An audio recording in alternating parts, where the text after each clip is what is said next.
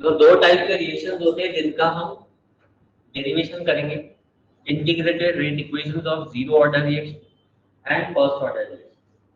इन दोनों के हमें इंटीग्रेशन से इक्वेशन डिराइव करनी है। जीरो ऑर्डर में हमें पता है rate is equal to k into concentration to the power क्या होता है, जीरो। तो r to the power zero तो क्या हो जाएगा, वन। यानी रेट इक्वल टू क्या आ गया। अगर हम रिएक्टेंट के रिस्पेक्ट में रेट निकालें तो क्या लिखेंगे, minus D R by D. Reactant के रिस्पेक्ट में क्या होगा, minus D R by D. dt को क्रॉस मल्टीप्लाई करते हैं, यानी डी आर इक्वल टू क्या आ जाएगा, माइनस के डी। अब हम इसको इंटीग्रेट करेंगे, डी आर को करेंगे आर नॉट से आर तक और टाइम को करेंगे जीरो से टी तक। टाइम कहाँ से स्टार्ट होगा, जीरो से, और टी कुछ टाइम तक जाएगा। कंसंट्रेशन कहाँ से स्टार्ट होगा, आर नॉट इनिशियल कंसंट्रेशन, यहाँ कुछ नहीं है मतलब वन है, और वन का इंटीग्रेशन जिसके रिस्पेक्ट में करते हैं वही आता है।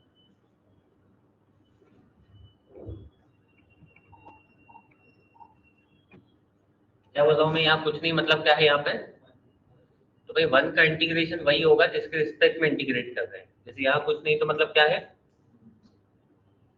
तो यहाँ पर वन का इंटीग्रेशन क्या हो जाएगा, टी। यहाँ पे वन का इंटीग्रेशन क्या हो जाएगा, आर। अब इंटीग्रेट करने के बाद हम लोग क्या करेंगे, इसमें सब्स्टिट्यूट करते हैं अपर लिमिट माइनस।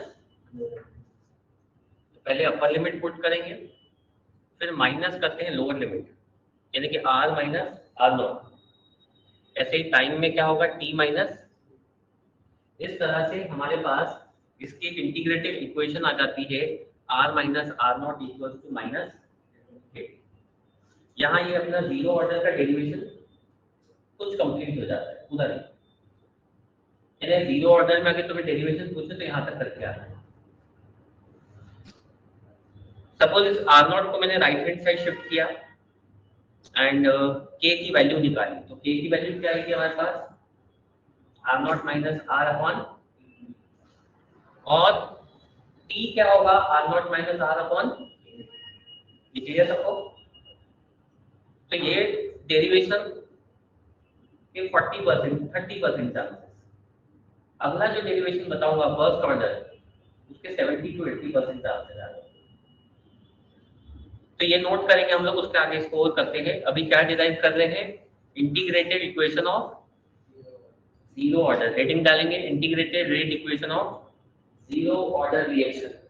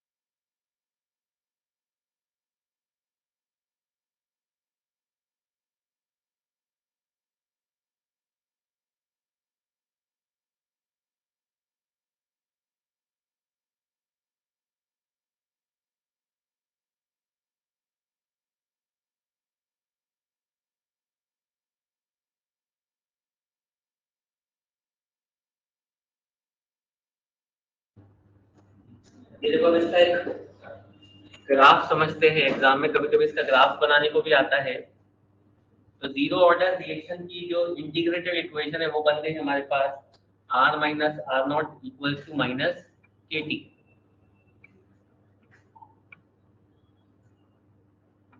आर नॉट को अगर राइट हैंड साइड शिफ्ट करें और इसको कंपेयर करें y equal to m x plus c से,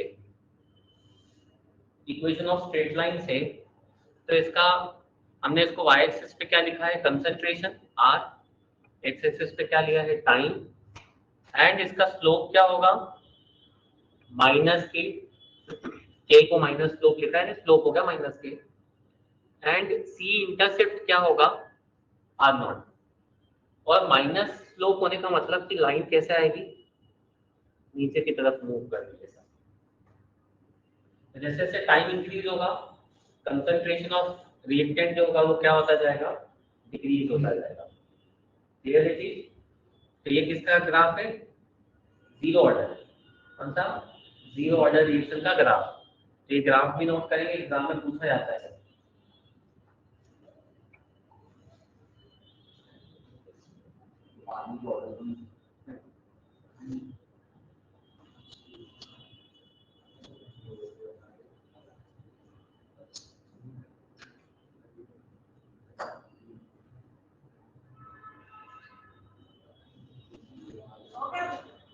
जी।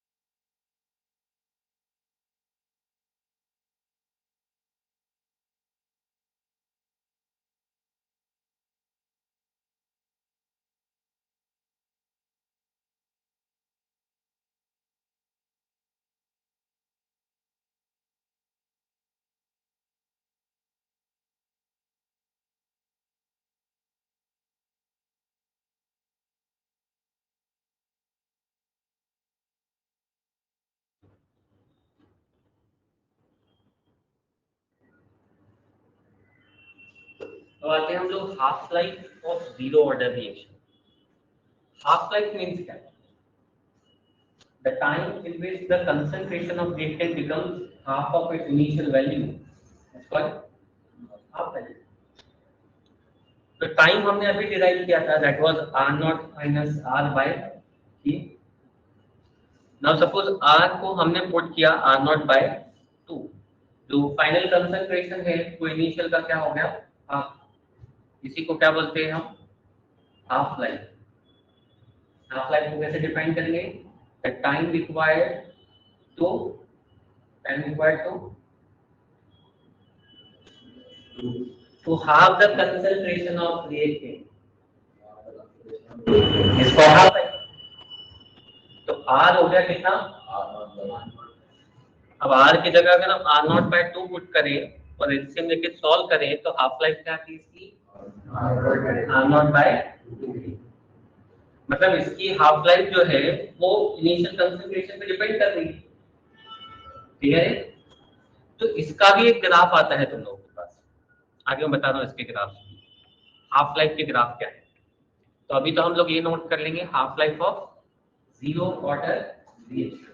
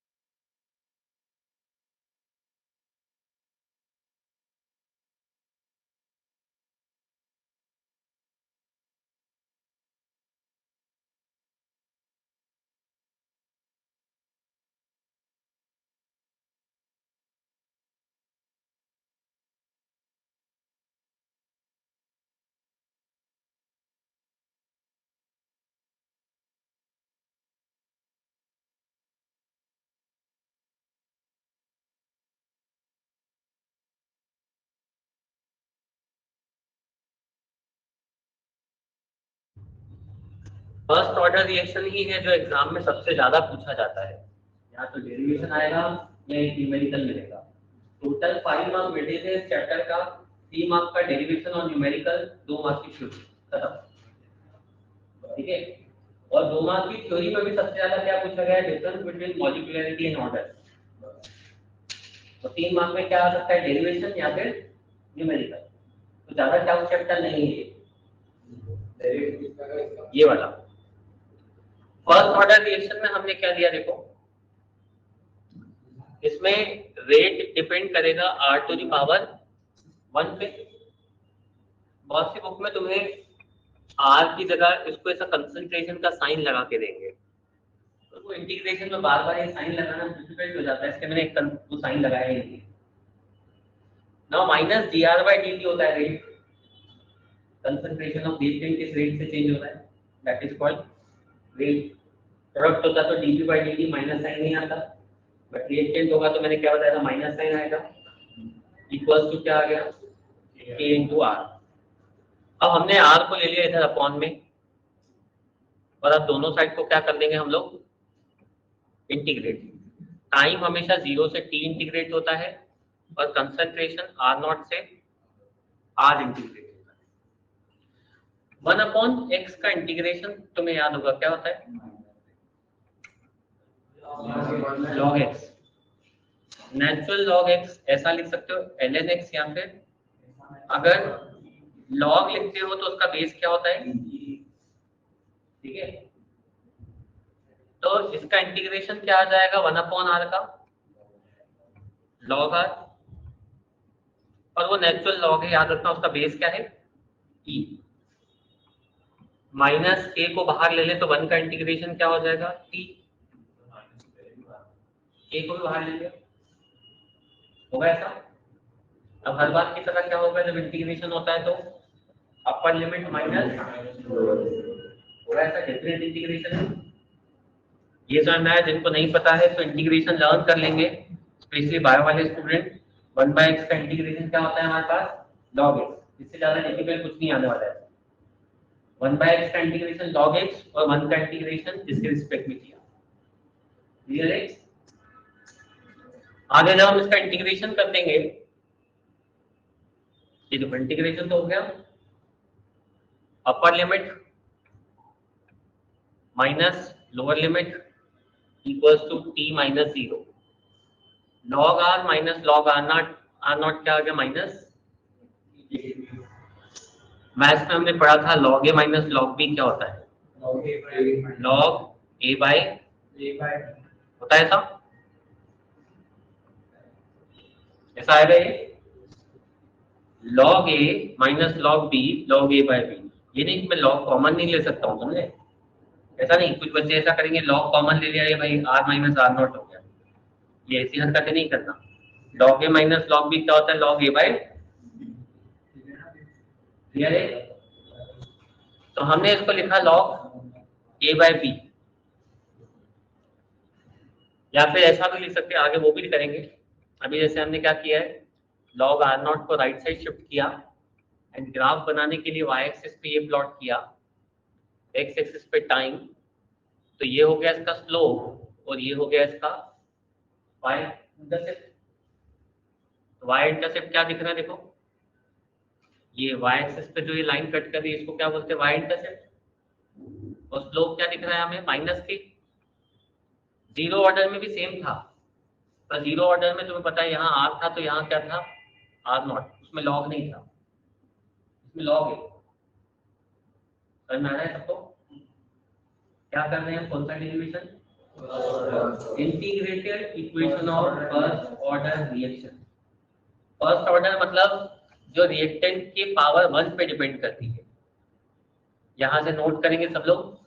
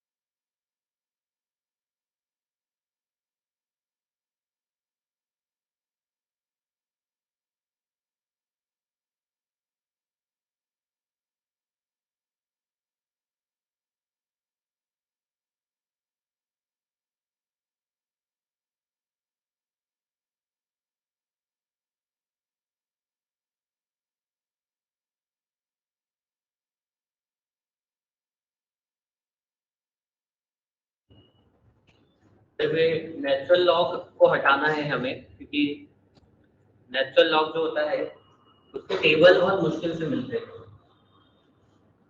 लॉग 10 जो बेस होता है उसके टेबल इजीली मिलते हैं। तो सबसे पहले हमने log r0 bye log r लिखा, मतलब log r0 minus log r, जो क्या बन जाएगा log r0 by r kt। ये आइडेंटिटी लगाई, log a minus log b की प्रॉपर्टी होती है log a बाय b। ना ये बेस e है, लेकिन हमें जो चाहिए होता है बेस 10 चाहिए होता है। तो बेस 10 बनाने के लिए इनटू क्या करते हैं हम, 2.303। अब हमारे पास जो टेबल्स है बेस 10 वाले, हम उनको यूज कर सकते हैं। अदरवाइज हमें नेचुरल लॉग के टेबल चाहिए, जो किसी किसी बुक में रेयरली मिल जाते हैं, लेकिन जनरली जो सब बुक्स में मिलेंगे वो कौन से होंगे, बेस 10 वाले। इसलिए हमने इसको किस में कन्वर्ट किया, बेस 10। तो ये फॉर्मूला वो है जो मैं न्यूमेरिकल में यूज करूंगा, इसलिए ये इंपॉर्टेंट फॉर्मूला। ठीक है, क्या फॉर्मूला है, 2.303 log r0 बाय r। इसको थोड़ा सा और मॉडिफाई कर लेते हैं, हमें t चाहिए टाइम, तो वो क्या हो जाएगा 2.303 by k log r0 by r। ये फॉर्मूला है तुम्हारे पास, जिसको कहाँ यूज करना है हमें, न्यूमेरिकल। नोट करेंगे इसको सब। माइनस हटाने के लिए गलती से भूल गए, और r0 डेल्टा बताया r से, तो डिवाइड करेंगे तो वैल्यू फ्रैक्शन में आएगी, लेकिन क्या होगा 1 पॉइंट समथिंग आएगी। तो इसमें अगर r बाय r0 किया तो 0 पॉइंट लेने सकती है, डिवीजन तो आएगा।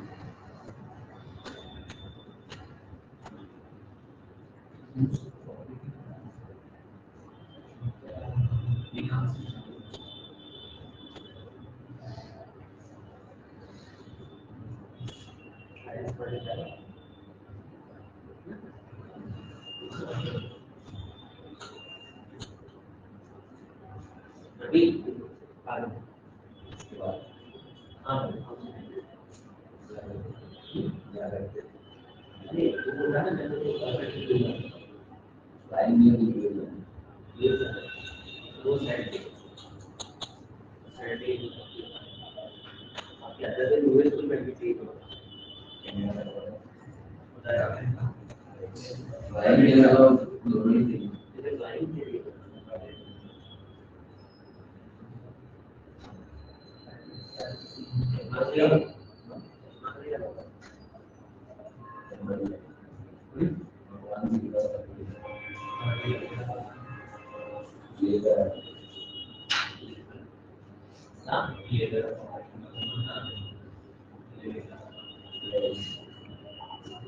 नोट कर लिया था।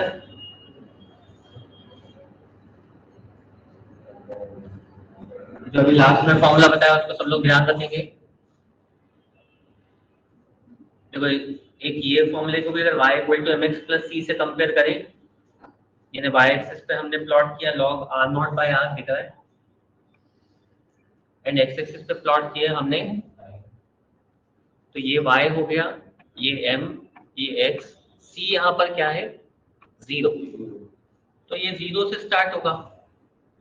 c 0 होने का मतलब लाइन ओरिजिन से स्टार्ट होती है, और इस लाइन का जो स्लोप है, स्लोप मीन्स इंक्लिनेशन, यहाँ से जो इसका एंगल बनता है उसका tan, so that tan theta is k upon 2.303। तो ये एक ग्राफ पूछा जा सकता है हमसे, ये किसके बीच में बनाया है, log r0 by r and time के बीच में। क्लियर है, इसको नोट करेंगे सब लोग।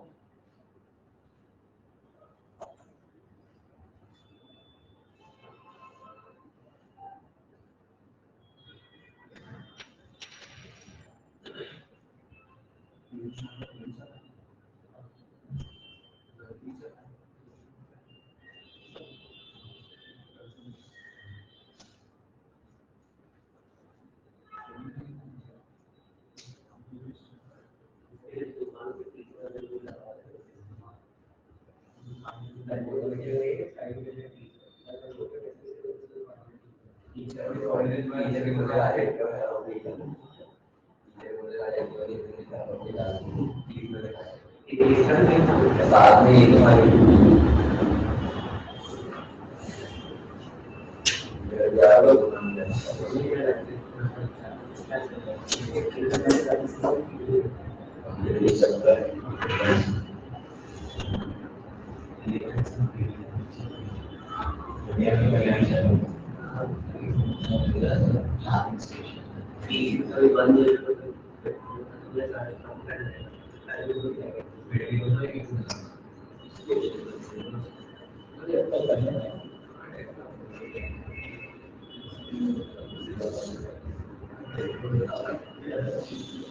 हो गया लगता है।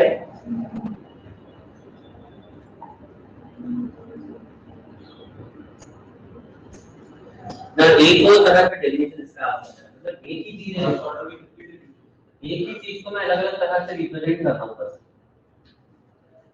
ये होता है देखो लॉग, अभी हमने देखा log r naught by r क्या था, केटी। नेचुरल लॉग में देखे तो नेचुरल लॉग का बेस क्या होता है, ई। अगर ये इधर वाले टर्म को ए से इंटरचेंज कर दे तो लॉग हट जाता है, मतलब e to the power b equals to क्या बन जाएगा, ई एक कांस्टेंट टर्म है, इरेशनल नंबर है, मैंने उसको कुछ डिजिट्स लिखे लेकिन वो non terminating non repeating number है। भाई इस तरह से अगर मैं ये पूरे के पूरे टर्म को यहाँ लेके आऊं और आर नॉट बाय आर को इधर ले जाऊं तो e की पावर के t equals to R naught by R आ जाएगा। यानी r क्या मिलेगा हमें, आर नॉट क्या मिलेगा, r into e to the power के टी, r हो जाएगा r naught by e to the power के टी, जिसको अगर न्यूमरेटर में लेके आए तो पावर नेगेटिव हो जाएगी। ठीक है, ये हटाना, जैसे लॉग हटाया ना, इस पर थोड़ा ध्यान देना, बस इंटरचेंज करोगे ई की पावर में टर्म आ जाएगा, लॉग हट जाएगा। क्लियर? तो ये बहुत रेयर डेरिवेशन है जो कभी कभी एग्जाम में पूछा जाता है, बाकी चांसेस कम है। ज्यादातर कौन सा पूछा जाएगा, जो लास्ट में बताया था, कौन सा 2.30 का। क्लियर है? तो इसको भी एक नोट करके रख लेते हैं, इसका भी नीड पड़ी तो। इसलिए मैंने बोला कि ये जो ड्राइव पे तुम्हें थर्ड पीडीएफ मिलेगी, यही सबसे इंपॉर्टेंट पीडीएफ है।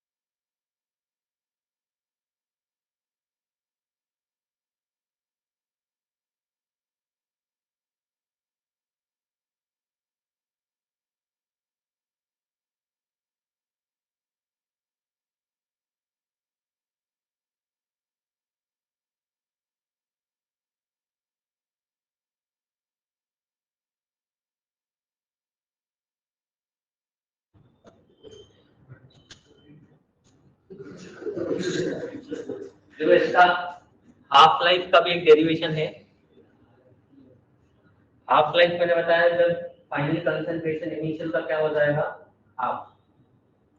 टाइम का फॉर्मूला अभी तुमने देखा क्या होता है, टाइम इक्वल इसमें 2.303 by k log r naught by r. अब हम इसमें आर को क्या पुट कर देंगे, तो भाई आर नॉट कैंसिल हो जाएगा और ये क्या बन जाएगा लॉग 2। अब लॉग 2 की वैल्यू होती है 0.3010, ये लर्न कर लेंगे। लॉग 2 की वैल्यू क्या होती है, वैसे तो टेबल है हमारे पास, फिर भी क्या होता है कि एग्जाम में टेबल हाँ दे देंगे। तो हाफ लाइफ का फॉर्मूला इस तरह से क्या है हमारे पास, 0.693 बाय के। ये किसका हाफ लाइफ आया, फर्स्ट ऑर्डर। जीरो ऑर्डर का यहाँ पे हमने क्या पढ़ा था, half life r naught upon 2 k. इसमें आर नॉट है, इसमें है क्या, मतलब फर्स्ट ऑर्डर का हाफ लाइफ इनिशियल कंसंट्रेशन पे डिपेंड, जीरो ऑर्डर करेगा, फर्स्ट ऑर्डर डिपेंड नहीं करेगा। अब इनके 3 ग्राफ्स होते हैं। हाफ लाइफ का जीरो ऑर्डर के लिए स्ट्रेट लाइन बनेगा, क्यों, क्योंकि वो कंसंट्रेशन पे डिपेंड करता है। फर्स्ट ऑर्डर नहीं करता है इसलिए स्ट्रेट लाइन बन गई parallel to x axis, because ये कंसंट्रेशन पे डिपेंड नहीं करेगा।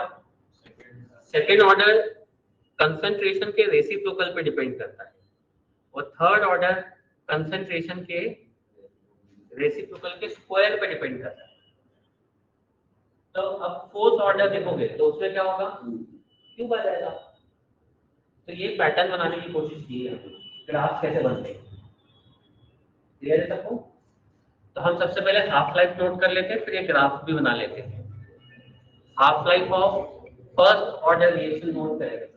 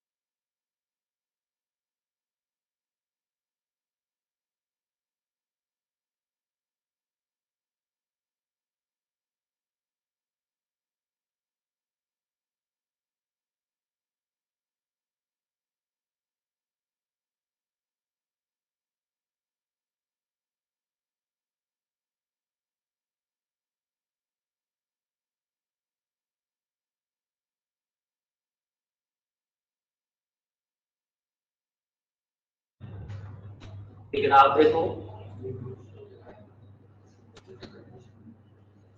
लास्ट टॉपिक है इस पीडीएफ का।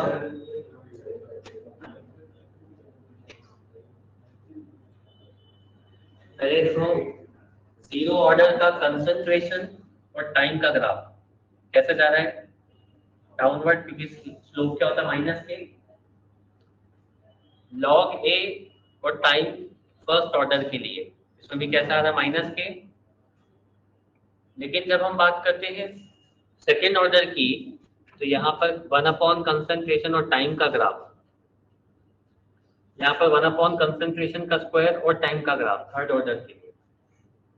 तो ये फर्स्ट जीरो ऑर्डर हो गया, ये फर्स्ट ऑर्डर, ये सेकेंड, और ये थर्ड ऑर्डर का ग्राफ। ये किसके बीच में, between concentration and time. Clear है? छोटी छोटी चीजें हैं, 1 मार्क्स पे हमसे पार्ट्स बना के पूछी जा सकती है। इवन अभी हम लोग को हो सकता है ऑब्जेक्टिव्स आए तो ऑब्जेक्टिव्स में भी ग्राफ्स आ सकते हैं, तो नोट करेंगे ये किसके पढ़े हमने, डिफरेंट ऑर्डर्स के graph between concentration and time. लेकिन इसमें ही कंसंट्रेशन और रेट के बीच में ग्राफ प्लॉट किया है। तो कंसंट्रेशन और रेट में जीरो ऑर्डर तो कंसंट्रेशन पे डिपेंड ही नहीं करता है।